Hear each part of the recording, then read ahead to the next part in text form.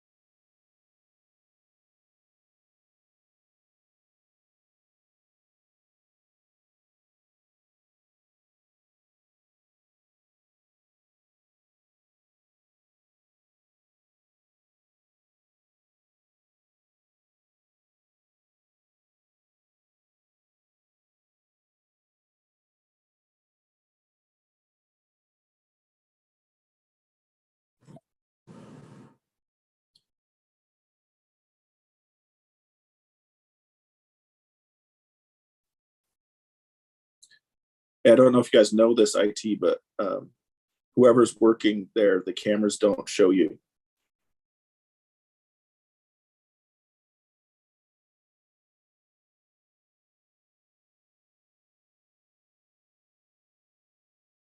That joke was probably heard by no one. All right.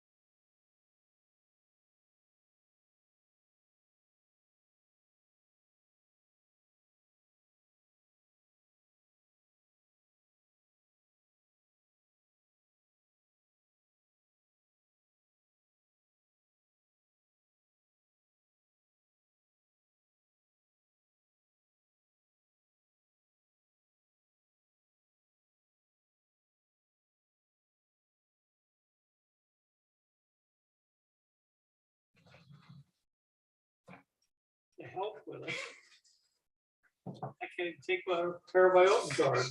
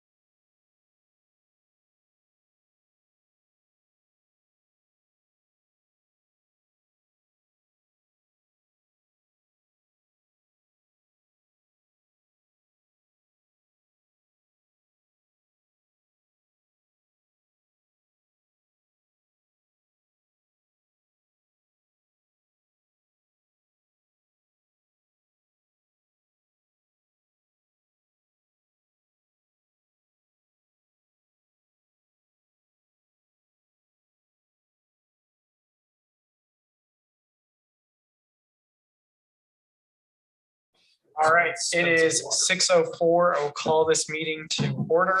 Welcome, everyone. Appreciate you being here. Please stand with me and follow along in the Pledge of Allegiance.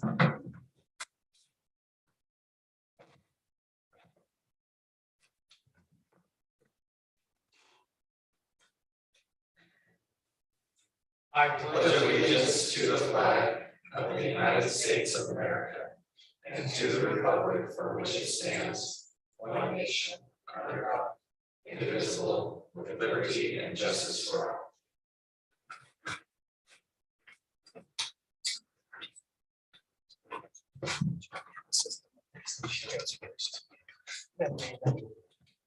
Rory, will you please call roll? Yes. Councilmember Brown. Here. Robinson. Here. Glover. Here. Gettle. Here. And Sperry. Here. Thank you. All right, for public comments tonight, any person wishing to comment on any item not otherwise scheduled for a public hearing on the agenda in tonight's meeting may address the city council at this point by stepping to the microphone and giving their name for the record. Do we have any public comments? Okay. Rory, did we have any online comments? No, we did not. Perfect. All right, moving on to our public hearing of the night. Consider a 7.31% increase to the 2022 certified property tax rate for Midvale City. Is there a motion to open the public hearing? Mayor, I motion we open the public hearing. Second. Okay, we have a motion and a second. Any discussion on that? All in favor, please say aye. Aye. Thank you. Okay, we'll hear from Mariah.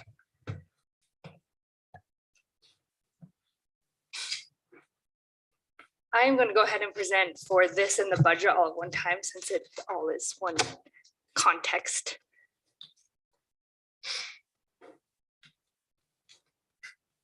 Okay.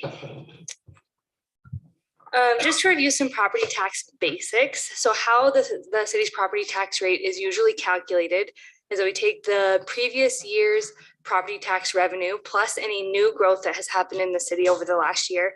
and we divide that by the assessed property tax value. What that does is give what's called the certified tax rate.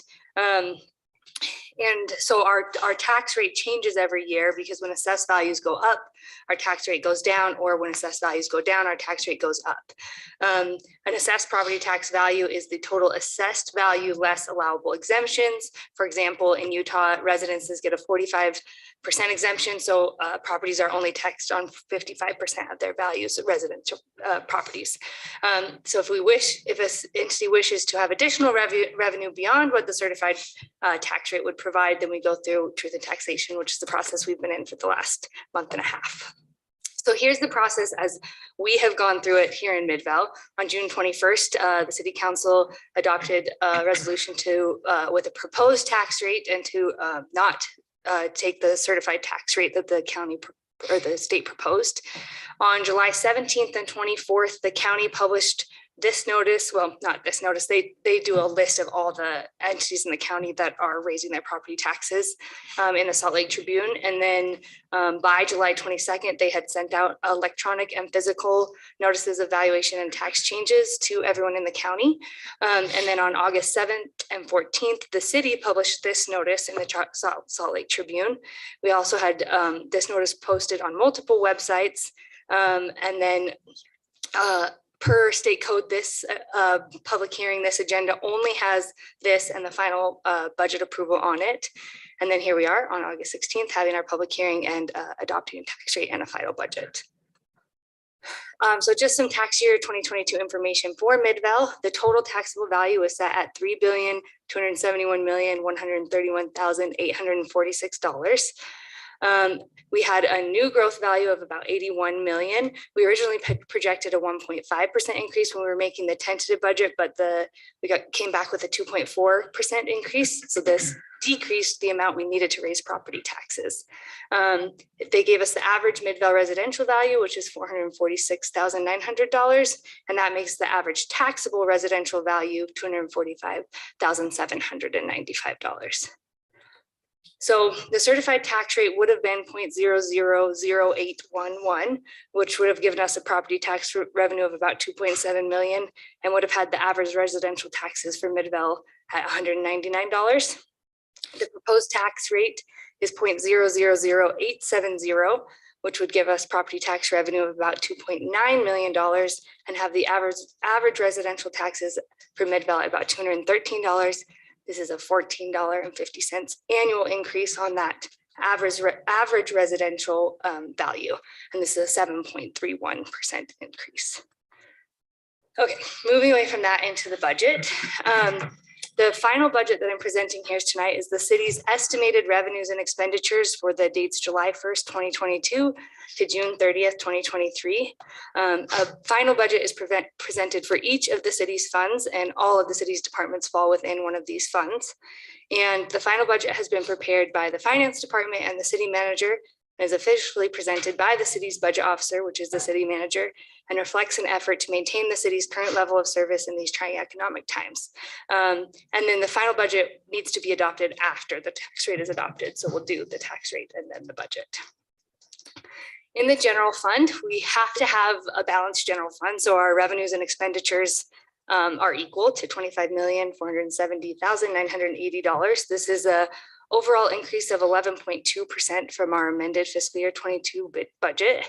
This has new ongoing funds of about 2.2 million and new available one-time funds of 1.6 million. So here's a breakdown of our general fund revenues. Taxes make up about 16.6 million. Licenses and permits, 885,000. Our intergovernmental revenue is 3.23 million. This is a $445,000 increase from last year because we've got more shelter mitigation funding from the state from HB 440. Our charges for services bring in about 2.24 million. Fines and forfeitures, 888,000. And our miscellaneous revenue is 17,000. And then it wasn't budgeted, the use of fund balance in the tentative budget, but it is in this, our 1.64. That's those one-time funds. Okay, and then a further breakdown of our tax revenues, since it's such a large portion of our general fund revenue. Our sales tax is about $10.7 million. We're projecting this as a 12% increase from last year's sales tax numbers. Our property tax is 2.9 million. This includes that 2.4% in new growth and the proposed 7.31 in property tax increases. We get 2.24 million in our franchise taxes, and then 723,000 in other taxes, which are delinquent property tax, telecommunication tax, transient room tax, and our motor vehicle in lieu of tax.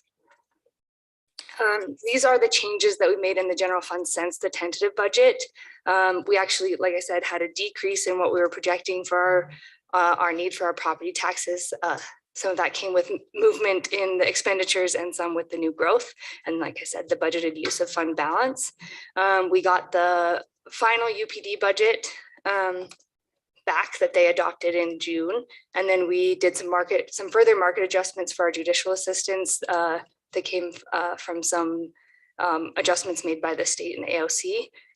We added a 1/3 of an in-house building official in response to some of the fee schedule change requirements that are coming from the state, and then moved around some money for bank charges to better reflect what we're seeing from our actuals from 22. And then decreased park funding due to one-time funding needed being used to cover fleet replacement cost. We had a decrease in our Utopia pledge needed from the general fund. And then we increased across all departments their payment into the fleet fund to cover an increase in our gasoline to better reflect the current price of gasoline. So the way I decided to break down the expenditures in the general fund is into these kind of broader categories or departments.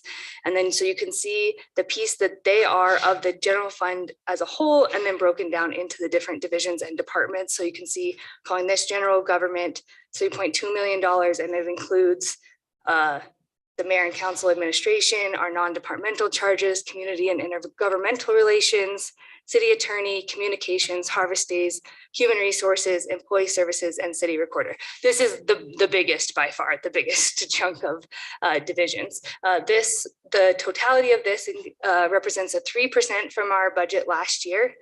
And notable expenditures are our employee market and COLA increases for across all these departments total to 188,000. We have the inclusion of a full-time prosecutor at 133,000, and then 130 in the different grants that we give out to the community. Here's for public safety. There is about $11.7 million, which represents 46% of the general fund and has increased 13% since our budget last year. This does show the 28% increase in the UPD contract from the original fiscal year 22 budget, which is about $2.5 million. And then we had a 5% increase in our animal control contract, which is $15,000. And administrative services, which includes the administration of administrative services, finance, justice court, and IT, have a total budget of $2.7 million, which makes up 10.7% of the general fund budget and increased about 16% from last year. Again, this includes employee market and COLA increases across all those departments for $322,000. And then we also had GIS move from engineering in community development into IT this year. And so those operating costs were moved in for an increase of about $54,000. Public Works, the Public Works departments that operate out of the general fund are Public Works Administration, Facilities, Streets, and Parks. They have a total budget of about $2.9 million, which is 11.4% of the general fund and has increased 12% from last year. Again, we have our employee market and COLA increases for $121,000. There is a half a year of a full-time parks technician for $74,000 to help with some of the parks that are coming online for the city in the next year. And then they have a fleet vehicle replacement cost of $132,000. Streets has a lot of vehicles that they use in their work, so that's significantly higher for them. For community development, that includes engineering, planning, code enforcement, building inspection, and community development administration. And they have about a $1.8 million, which is 7.2% of the general fund. They've increased 4% since last year. Again, they have employee market and COLA increases for $68,000. This includes that full-time building official that I talked about with the changes from the tentative budget, but only for a third of the year, as it's going to take a while to get that into place. And then the decrease of moving GIS from engineering to IT of $54,000. So that's the general fund. Into the debt service fund. The debt service fund, to any of these slides that have just a total budget, that's because our revenues and our expenditures match in that. The general fund is the only fund that has to have a balanced budget. Everyone else could go one way or the other. So total budget means our revenues and expenditures in the debt service fund are $1.8 million. Kyle created this budget last year. And it just really is to make our debt service a little cleaner. So the bulk of it comes from a transfer from the general fund.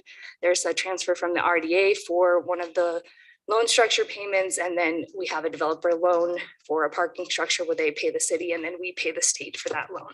So this covers the bonds in the general fund and then our structure loans and the payment to the MBA. For the capital projects fund, we have a total budget of $2.5 million. We've talked about this a lot over the budget process, but the general fund, that one-time money we talked about is coming into the capital projects fund to fund all of those in the first two columns will be funded by one-time money from the general fund. We get some specific sales tax money that will go to our sidewalk, curb and gutter replacement and pavement management, and then HB 244 from the state gives us $500,000 for transportation projects. Some changes since the tentative budget on this is that we decreased the park funding because of the balance of the one-time and the ongoing funds. For the water fund, the total revenues is $14.3 million. This is going to look pretty drastic compared to the general fund because it's an increase of 82% from last year. This is mainly because we're bonding and getting ready to take on some really big capital projects, as well as having our $2 million in ARPA funding that are coming in. The water fund budget was prepared per the 5-year comprehensive financial sustainability plan that was completed last year. So it's all in line with that. And then the capital projects that are planned will be paid for with the water bond and the American Rescue Act. Yeah, okay. For the expenditures, we're expending $11.7 million, which is an increase from 55% from last year. Notable expenditures are our employee market and COLA increases, $70,000. Our wholesale water contract increased $120,000 this year. Our water master plan projects that I was talking about is $5.3 million. We have inflationary operating costs of $35,000 and bond issuance costs of $106,000. The only change in the water fund since the tentative is we increased our postage $15,000 to reflect actuals from 22. In the sewer fund, our revenues total about $4.8 million. This is an increase of 39%. This is similar to the water fund. The sewer fund also is a part of the CFSP that was completed last year and will also be bonding. The total expenditures are $3.5 million, which is a 1.7% increase from last year. Again, notable expenditures, employee market and COLA increased for $55,000. Our South Valley operating and capital have increased $117,000 from last year. There's a purchase of a trash pump and a TV transporter for $124,000. Inflationary operating costs increased $9,000 and a bond issuance cost of $30,000. And then again, like the water fund, the only change since the tentative is a $7,000 increase in postage. For the stormwater fund, has a total budget matching revenues and expenditures of $2.2 million. This is an increase of 2.3% from last year. The stormwater fund is ready for a master plan and rate study as well, which has been funded and is set to begin in 2023. Notable expenditures are employee market and COLA increases for $76,000, inflationary operating costs increased $2,000, and fleet charges of $35,000. For the street lighting fund, a total budget matching revenues and expenditures of $420,000 and an increase of 2.6% from last year. Notable expenditures are employee market and COLA increases for $1,000 and street light repair increases of $10,000. The sanitation fund has total revenues of $1.3 million and total expenditures of $1.4 million. This represents a 5.2% increase from last year. This, as a note, the expenditures are higher than the revenues because you guys noted that you'd like to use a $44,000 of fund balance to decrease the amount of the user fee increase in fiscal year 23 because we did have a 7.1% increase in the ACE contract, which was $59,000. So we're offsetting the fee to the residents here by using fund balance. We have employee market and COLA increases of 1,000 and glass dumpster murals and a leaf program for 8,000. In the fleet fund, we have total revenues of 1.3 million and total expenditures of 1.1. The fleet fund and the IT fund, which are next, are internal service funds. And so when they have a revenue higher than expenditure, that money goes to fund balance like it does in all funds, but it just decreases the amount that the different departments need to pay into these departments in future years. And these are mainly to replace vehicles and replace computers and things like that, the IT fund is. So this is actually a decrease of 37% from last year. But it does include employee market and COLA increases of 12,000, vehicle and equipment purchases and replacements of 571,000, and inflationary operating increases of 7,000. So I have to note on this one that in your packet, for some reason, all the numbers associated with this was correct, but the actually gasoline line item didn't get updated since the tentative budget. So it shows it 62,400 or something like that. But we do need to increase it to 85. So the resolution the sample resolution I have notes for us to change the total fleet expenditures to include that 85,000 instead of the 66, just so you know.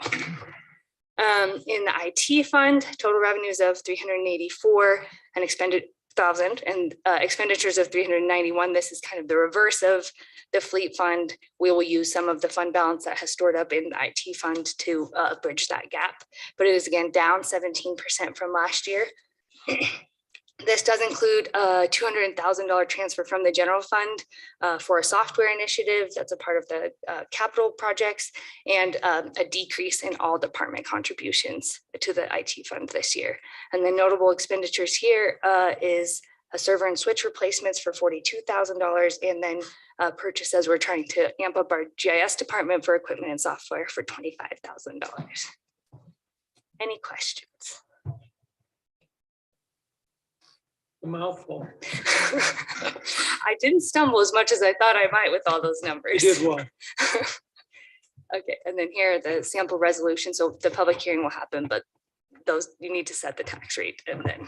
The only thing I have, just so you mentioned that homes get a 45%, I think is. Businesses do not. Businesses get nothing, none of Yes. that, so they pay 100% on their total values. Yeah. Just so you know. So they do it the way that they, like the state creates the notice, they do it for residences and then businesses, but they just use the same value, the $447,000. So on a business, the increase is not $1,450, it's about $26 at that value, at that assessed value. Okay, thank you.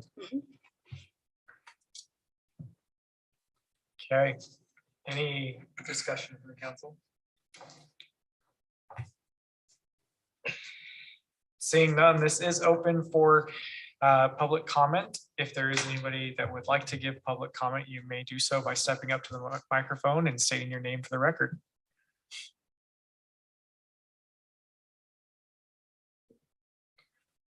Going once, twice.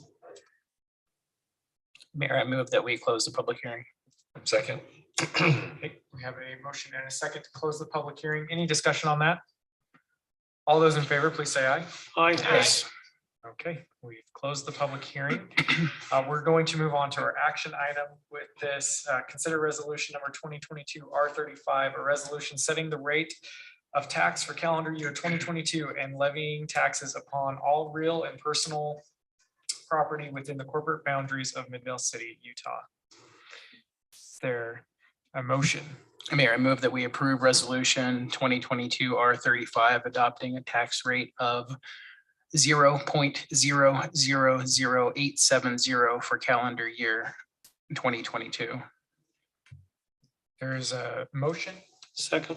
and a second. Any discussion on that? Rory, will you call roll? Yes, Councilmember Sperry, Aye. Glover, Aye. Robinson. Aye. Brown Yes. and Gettle. Yes. Okay, that carries. Thank you. Moving on to our action items of the night.